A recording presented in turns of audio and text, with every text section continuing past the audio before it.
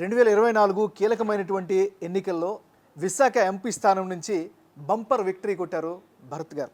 ఇప్పుడు భరత్ గారు మనతో పాటు ఉన్నారు. వారిని అడిగి ఆయన యాక్షన్ ప్లాన్ ఏంటో అడిగి తెలుసుకుందాం. భరత్ గారు నమస్కారం. హార్టీ కంగ్రాచులేషన్స్ అండి. బిగ్ టీవీ తరపున మీకు 5 లక్షల పైచిలుకు మెజారిటీ రావడం అనేది చిన్న విషయం కాదు. అంటే మీ పైన విశాఖ ఓటర్లు విపరీతమైనటువంటి నమ్మకాన్ని, ప్రేమను పెట్టుకున్నారు. సో వాళ్ళ నమ్మకాన్ని ఎలా నిలబెట్టుకోవాలనుకుంటున్నారు? ఊహించలేదండి అసలు ఇంత మెజారిటీ వస్తుందని. తప్పకుండా వైఎస్ఆర్సీపీ మీద కోపము, వారి పరిపాలన మీద దాన్ని ఏమంటారు, డిస్గస్ట్ అనే దాని మీద కూడా తప్పకుండా ఓటింగ్ యాడ్ అయిందని అనుకుంటున్నాను. ఎందుకంటే నా మనసులో 2.5-3 లక్షలతో గెలుస్తాను అని అనుకున్నాను తప్ప 5 లక్షలు అనేది ఊహించలేదు. భారం పెరిగింది, బాధ్యత పెరిగింది, రాష్ట్రం కష్టకాలంలో ఉంది, చేయాల్సిన పని చాలా ఉంది. తప్పకుండా కష్టపడి పనిచేస్తాము. ఇప్పుడు అందరూ సమిష్టి కృషి, పనిచేసే వర్క్ ఫోర్సు, కంపెనీలు, ఆఫీసర్లు ప్రతి ఒక్కరూ కలిసి రావాలి. పాలిటీషియన్స్ అందరు కలిసి వచ్చి అండ్ కేంద్ర ప్రభుత్వం సహాయంతో స్టేట్ని మళ్ళీ దారిలో పెట్టాలనేది మా ఆలోచన. భరత్ గారు, విశాఖపట్నం ఎంపీ అనగానే గత చరిత్ర చూస్తే హేమీలు ఇక్కడ ఎంపీ స్థానంగా గెలిచారు. సో ఖచ్చితంగా వాళ్ళతో మీకు కంపారిజన్ వస్తుంది. దీన్ని ఇది బాధ్యతగా ఫీల్ అవుతున్నారా, ఒక టాస్క్గా ఫీల్ అవుతున్నారా? అవన్నీ అంత ఆలోచించట్లేదండి. Day by day how do we become better. అంటే ఇప్పుడు గత నెలగా నేను ఊర్లో ఉన్నప్పుడల్లా ఆఫీస్లో అట్లీస్ట్ ఒక 2-3 అవర్స్ ఉంటున్నాను. ముందు ఈ 5 సంవత్సరాలు నాకు ఆ ఆఫీస్ చిన్నగా ఉంది అని ఎప్పుడు అనిపించలేదు. కానీ ఇప్పుడు ఏంటి అసలు ఆఫీస్ ఇంత చిన్నగా ఉంది అనిపిస్తుంది. ఎందుకంటే ఆ పూటకి ఆల్మోస్ట్ ఒక 200-300 పీపుల్ వచ్చేస్తున్నారు. అండ్ అవి వినే కూడా వింటుంటే నాకు ఎట్లా అనిపిస్తుంది అంటే, గత 5 సంవత్సరాలు వాళ్ళ బాధ వినేవాళ్ళు ఎవరు లేరా, వినేవాళ్ళు ఎవరు లేక సడన్గా వాళ్ళకి ఎవరో వినేవాళ్ళు దొరికారు కాబట్టి ఆ బాధలు చెప్పుకోవడానికి వస్తున్నారా? అందుకే ఓపికగా అన్నీ వింటున్నాము. కానీ చాలా బాధ కలుగుతుంది. ఏంటి అసలు చిన్న చిన్న ఇష్యూస్ కూడా ఎవరు రిజాల్వ్ చేయలేదు ఈ 5 సంవత్సరాల నుంచి అని. బహుశా అందుకే ప్రజలు ఇట్లాంటి తీర్పు వైఎస్ఆర్సీపీకి వ్యతిరేకంగా ఇచ్చారు. భరత్ గారు, వ్యక్తిగతంగా కూడా మిమ్మల్ని కూడా చాలా టార్గెట్ చేశారు గత పాలకులు, ముఖ్యంగా వైసీపీ నాయకులు. మీ ఎంతో ప్రతిష్టాత్మకమైనటువంటి గీతం కాలేజీ పైన కూడా దాడికి దిగారు.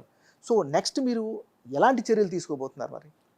అదే అంటే గతంలో కూడా చెప్పాను, ఏంటంటే చట్టం అనేది అందరికీ సమానంగా వర్తించాలి. అండ్ ఎప్పుడైనా సరే గవర్నమెంట్ ఎట్లా మంచి చేయాలి, ఎట్లా కట్టాలి, ఎట్లా డెవలప్ చేయాలని ఆలోచించాలి తప్ప ఎట్లా భయపెట్టాలి, ఎట్లా విడదీయాలి, ఎట్లా కూల్చాలి అనేది ఉండకూడదు. తప్పు చేసేవాడి మీద ఎప్పుడైనా సరే యాక్షన్ అనేది తీసుకోవాలి. కానీ అవతల సైడ్ పర్సన్ అభిప్రాయం కూడా వినాలి. ఇప్పుడు గీతం యూనివర్సిటీ అడిగింది ఏంటి, మా యూనివర్సిటీ ఎక్స్పాండ్ చేయడానికి మాకు ఇంత ల్యాండ్ ఎక్స్ట్రాగా కావాలి, మా దగ్గర ఇంత పొజిషన్లో ఉందని 2007-8లో జాయింట్ సర్వేలోనే తేలింది. అప్పుడు కలెక్టర్ రికమెండ్ చేసి మాకు ఇచ్చేస్తున్నామని లెటర్ ఇచ్చారు. సో ఇదేదో మేము కబ్జా చేసేసామనేది కాదు కదా, గవర్నమెంట్ హెస్ రికగ్నైజ్డ్ మాకు ఇస్తామని చెప్పారు. మా దురదృష్టం ఏంటంటే అనేక కారణాల వల్ల ఏ ప్రభుత్వంలోనో క్యాబినెట్ దాకా వెళ్తుంది, ఎవరో ఎక్కడో అడ్డుకుంటారు, అది జరగదు. మొన్నే మా క్యాంపస్ వెనకాల కూడా ఒక ఇంటర్నేషనల్ స్కూల్కి ఎంతో 10-11 ఎకరాలు ₹1 కోటి పర్ ఎకర్ ఇచ్చారు. మరి విద్యని మీరు ప్రైవేట్ స్కూల్లో ప్రోత్సహించి వాళ్ళకి మీరు ల్యాండ్ ఇచ్చినప్పుడు 43 సంవత్సరాలు 44 సంవత్సరాల నుంచి ఇక్కడ గీతం ఉంది. ఇప్పుడు ఇక్కడ 15,000 మంది స్టూడెంట్స్ చదువుతున్నారు, ఇక్కడ 5,000 మంది పనిచేస్తున్నారు ఈ క్యాంపస్. దీనివల్ల ఈ నగరానికి ఎంత జీడిపి గ్రోత్ వచ్చింది, ఎంత పేరు వచ్చింది. అలాంటి ఒక సంస్థ మీద అట్లాంటి చర్యలు తీసుకోవడం అనేది తప్పకుండా బాధాకరం. ఈ ప్రభుత్వంలో ఏంటంటే చట్టబద్ధంగా ఈ ఇష్యూస్ అన్ని రిజాల్వ్ చేసుకోవాలనేది నా ఆలోచన. ఇదే విశాఖ వేదికగా చంద్రబాబు నాయుడు గారిని అడ్డుకున్నారు, పవన్ కళ్యాణ్ గారిని అడ్డుకున్నారు. ఒక రకంగా శాంతి భద్రతల ఇష్యూ నేషనల్ వైడ్గా పెద్ద టాపిక్ అయింది. సో మీ ముందు ఉన్నటువంటి పెద్ద టాస్క్ అది, శాంతి భద్రతల్ని మళ్ళా రీబిల్డ్ చేయాలి, బ్రాండ్ని బిల్డ్ చేయాలి. సో బ్రాండ్ని బిల్డ్ చేయడానికి ఎలాంటి ఎజెండా ఉంది మరి? అదే అంటున్నా, ఏంటంటే ఇది ప్రశాంత నగరం, చాలా మంది మంచి వాళ్ళు ఉంటారు. ఇక్కడ కులానికి, ప్రాంతాలకి, మతాలకి అతీతంగా ఇక్కడ అందరు కలిసిమెలిసి ఉంటారు. కానీ వైసీపీ ట్రై చేసింది అన్ని విడదీయడానికి, ఏదంటే లా అండ్ ఆర్డర్ని కూడా డిస్టర్బ్ చేయడానికి, డ్రగ్స్ పెంచడానికి. బాబు గారిని, పవన్ కళ్యాణ్ గారిని వాళ్ళు వచ్చినప్పుడు వాళ్ళని అడ్డుకున్న విధానం కూడా ఇక్కడ వాళ్ళు ఎవరు జీర్ణించుకోలేకపోయారు. అందుకే మీరు చూస్తే అసలు ఎప్పుడు చరిత్రలో లేనిది 5 లక్షలు మెజారిటీ. అంటే రాష్ట్రంలో ఇంకా అక్కడ 4 లక్షలు కూడా అక్కడ రాలే. Next highest was 3.4 lakh. అంటే 1.6 lakh ఎక్స్ట్రా ఎందుకు ఇచ్చారు వైజాగ్ వాళ్ళు? ఆల్రెడీ ఇక్కడ మాకు అభివృద్ధి కావాలి, మా పిల్లలకు ఉద్యోగాలు కావాలి, బాబు గారు అనే ఆయన చాలా బాగా చేశారు, ఎస్. కళ్యాణ్ గారి మీద కూడా మాకు నమ్మకం ఉంది. ఈ అందరం కలిసి వచ్చేటరికి ఇంకా అది వన్ సైడెడ్గా మ్యాండేట్ ఇచ్చారు. ఇప్పుడు బ్రాండ్ బిల్డింగ్ అనేది ఆల్రెడీ విశాఖపట్నం ఒక మంచి బ్రాండ్ ఉంది. అక్కడ దేశవ్యాప్తంగా ఎక్కడికి వెళ్ళినా సరే, ప్రపంచవ్యాప్తంగా అన్ని చోట్ల కాకపోయినా చాలా ప్రాంతాల్లో విశాఖపట్నాన్ని గుర్తిస్తారు. సో ఆ గుర్తించడం వల్ల ఏంటంటే దాన్ని మనం ఇంకా మళ్ళీ రీబిల్డ్ చేసి వీఆర్ బ్యాక్ ఇన్ బిజినెస్, ప్రాంతాన్ని మళ్ళీ అభివృద్ధి చేస్తాము, పెట్టుబడులు తీసుకొస్తాం, ఉద్యోగాలు తీసుకొస్తాం. దానికి ఒక ప్రతినిధిగా, రిప్రజెంటేటివ్గా నేను ఒక ఎంపీగా ఇక్కడ ఉన్నాను. మా మంత్రివర్గం కూడా ఇప్పుడు అందరూ యువకులు చాలా మంది ఉన్నారు, వాళ్ళు కూడా పరిగెడుతున్నారు. రేస్ చేసి మళ్ళీ 5 ఏళ్ళలో జరిగిన డ్యామేజ్ ఈ 5 ఏళ్ళలో మేము చేసేవాలనుకుంటే డబుల్ చేయాలనే ఉద్దేశంతో పనిచేస్తున్నాం. ముఖ్యంగా చంద్రబాబు నాయుడు గారు కూడా పదే పదే రైట్ చేస్తున్నారు. గంజాయి డ్రగ్స్ ఈ అడ్డాగా మారిపోయింది, అడ్డాగా మార్చేశారు అని చెప్తా ఉన్నారు. ముఖ్యంగా విశాఖలో తరచూ దొరుకుతూ ఉంది. దీని పట్ల మీ యాక్షన్ ప్లాన్ ఎట్లా ఉంటుంది? ఎప్పుడైనా సరే మీరు చూస్తే ఈ డ్రగ్స్ అనేది సిటీస్లో ఎక్కువ స్ప్రెడ్ అవుతుందండి. ఆంధ్రలో అతిపెద్ద నగరం విశాఖపట్నం అవడం వల్ల ఇక్కడ పెరిగే ఆస్కారం కూడా ఉంది. దానికి గత ప్రభుత్వం అసలు పట్టించుకోకుండా వదిలేసి బహుశా వాళ్ళలో ఉన్న వాళ్ళు కూడా కొందరు దాంట్లో ఇన్వాల్వ్ అయి ఉంటారు.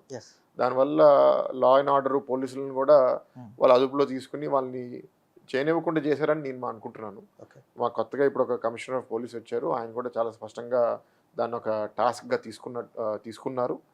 అండ్ డ్రగ్ ప్రొడక్షను, డిస్ట్రిబ్యూషను, సేలు, కన్సంప్షను ఇవన్నీ ఎట్లా అరికట్టాలి, ఎవరెవరు దీంట్లో నెగిటివ్ ఎలిమెంట్స్ ఉన్నారో వాళ్ళ మీద ఎట్లా యాక్షన్ తీసుకుని ఆల్రెడీ స్ట్రాటజీ చేస్తున్నారు.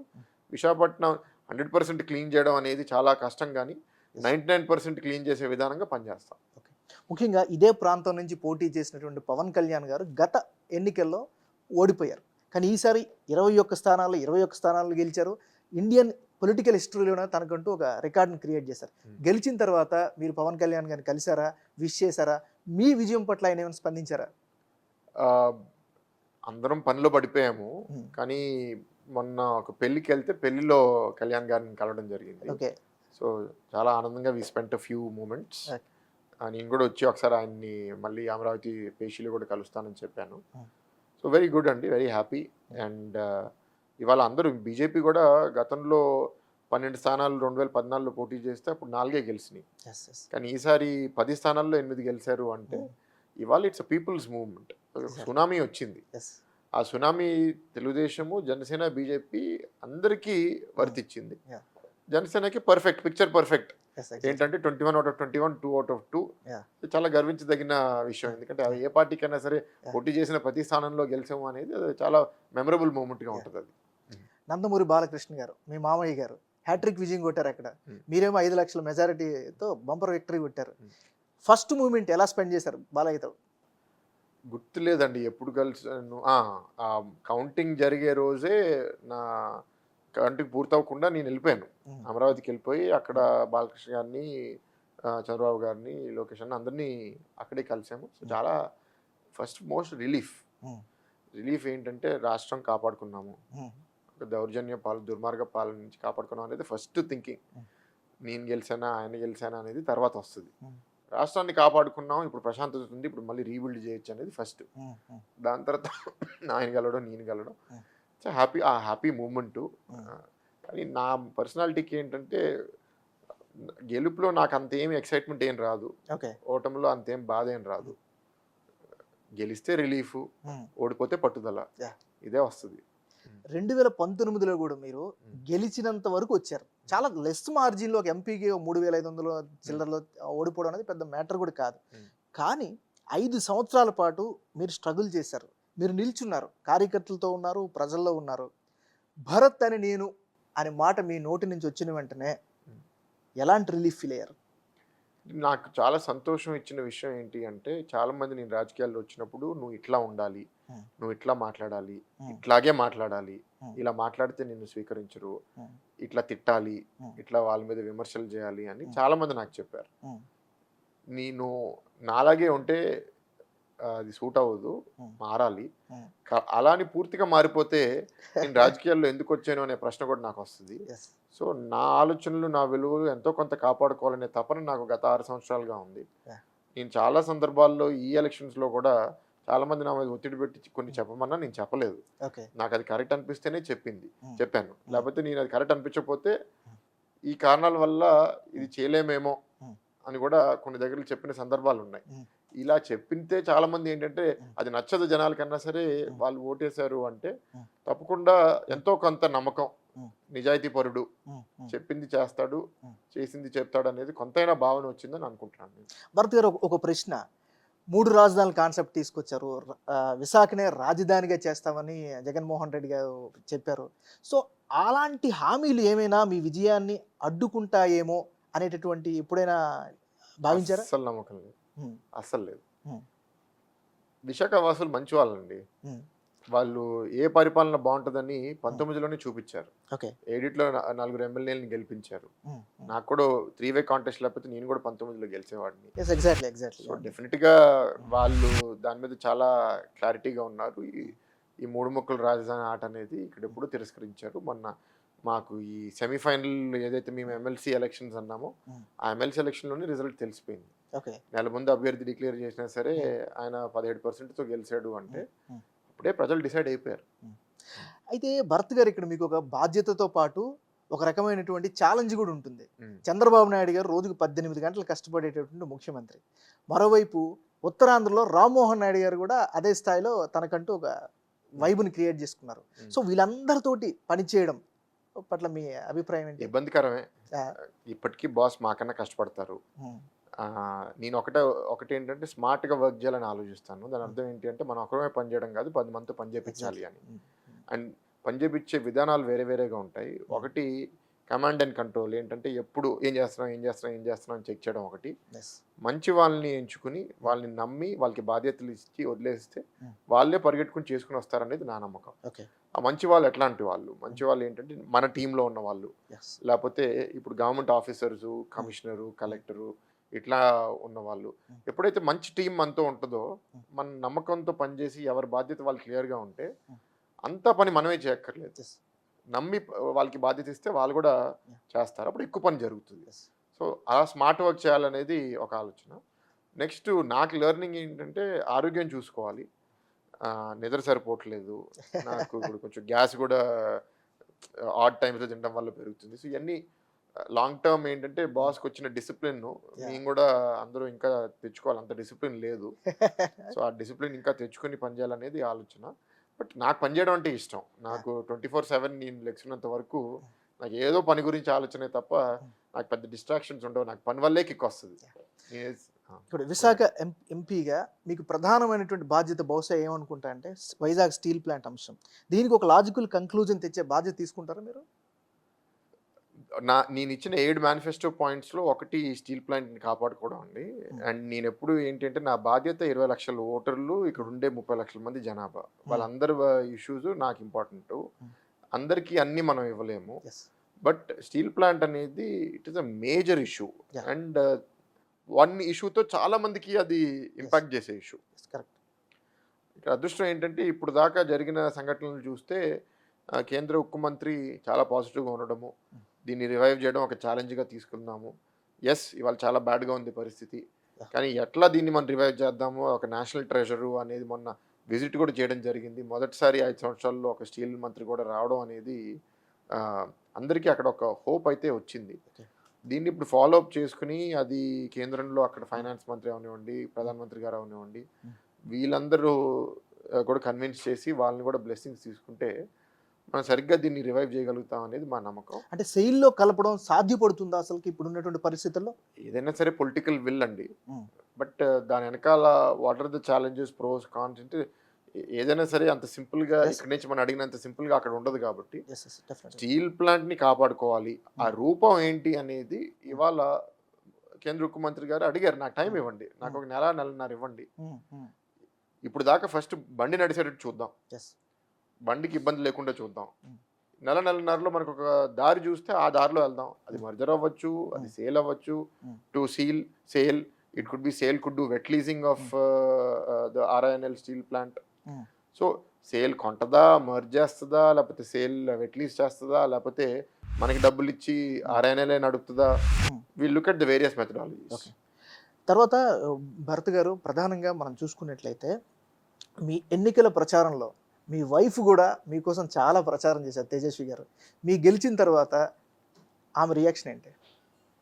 షీఈ్ హ్యాపీ అండి. డెఫినెట్గా లాస్ట్ టైం కన్నా 19 కన్నా ఈసారి ఇంకా ఎక్కువ టీమ్గా అందరం పనిచేసాం. తేజు కూడా పనిచేసింది. Yeah. ఆవిడకి కూడా చాలా విజిబిలిటీ వచ్చింది, ప్రత్యేకంగా సోషల్ మీడియాలో కూడా. Hmm. దాని ద్వారా కూడా ఇంకా క్యాంపెయిన్కి బాగా హెల్ప్ అయిందని అనుకుంటున్నాను. లోకేష్ గారి అప్రోచ్ గతంతో పోలిస్తే ఇప్పుడు చాలా భిన్నంగా ఉందని అందరూ చెప్తున్నారు. మీరేంటి గమనించారు లోకేష్ గారిలో? వాళ్ళు ఎంత ప్రెషర్ పెడితే అంత డైమండ్ లాగా ఆయన తయారవుతున్నాడు. So thank you to YSRCP అని గతంలో కూడా చెప్పాను, ఇప్పుడు కూడా మీకు చెప్తున్నాను. ఎస్పెషల్లీ రెడ్ బుక్ విషయంలో కార్యకర్తలందరూ కూడా అడుగుతా ఉన్నారు, నిజంగా రెడ్ బుక్ బయటికి తీస్తారా, ఎప్పుడు తీస్తారు, మీరు తీయాలని కోరుకుంటున్నారా? అది ఆల్రెడీ జరుగుతుంది. అన్ని ఇష్యూస్ బయటకు వచ్చి మాట్లాడాల్సిన అవసరం లేదు. ప్రభుత్వం నడపాలి, మెజారిటీ అందరినీ క్యారీ చేయాలి. ఎవరెవరు మరీ ఎక్స్ట్రీమ్కి వెళ్ళిపోయారో వాళ్ళ మీద డెఫినెట్గా కరెక్షన్స్ కూడా లా ద్వారా జరగాలి, అన్నీ జరుగుతాయి.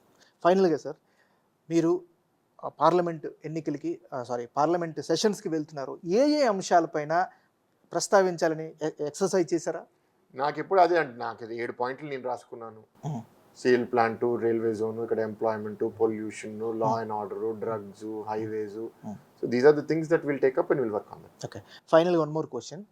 ఇప్పుడు ఉన్నటువంటి ఆంధ్రప్రదేశ్ ఆర్థిక వ్యవస్థని మీకు తెలుసు, అందరికీ తెలుసు, ఇది గాడిలో పడాలంటే కేంద్రం నుంచి సపోర్ట్ ఖచ్చితంగా రావాల్సిందే. సో కేంద్రం నుంచి తీసుకొచ్చేయడానికి చంద్రబాబు నాయుడు గారు ఎలాంటి వ్యూహాలు పన్నుతున్నారు, మీకేం చెప్పారు? ఇది ఏంటంటే సినిమా రిలీజ్ అయ్యే ముందు నాకు సినిమా స్టోరీ చెప్పే అన్నట్టు ఉంది. చంద్రబాబు నాయుడు గారు పనిచేస్తున్నారు, మీరే చూడబోతున్నారు, తప్పకుండా కేంద్రం నుంచి సహాయం వస్తుందని మేము బలంగా నమ్ముతున్నాము.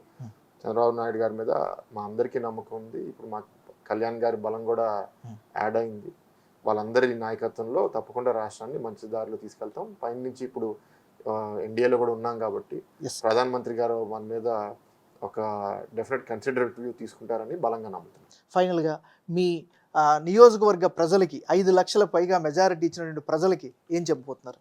థ్యాంక్ యూ వెరీ మచ్ అండి. 5 ఏళ్ళు చాలా కష్టపడి పనిచేస్తాము. Rome is not built in a day. వీళ్ళు ఇంకా చాలా డ్యామేజ్ చేశారు కాబట్టి రీబిల్డ్ చేయాలంటే ఇంకా చాలా కష్టంతో కూడిన పని. మీ ఓర్పు, సహనం, మీ నమ్మకం ఏదైతే ఓట్లో చూపించారో ఈ 5 ఏళ్ళు కూడా మీరు చూపిస్తారని అనుకుంటున్నాను.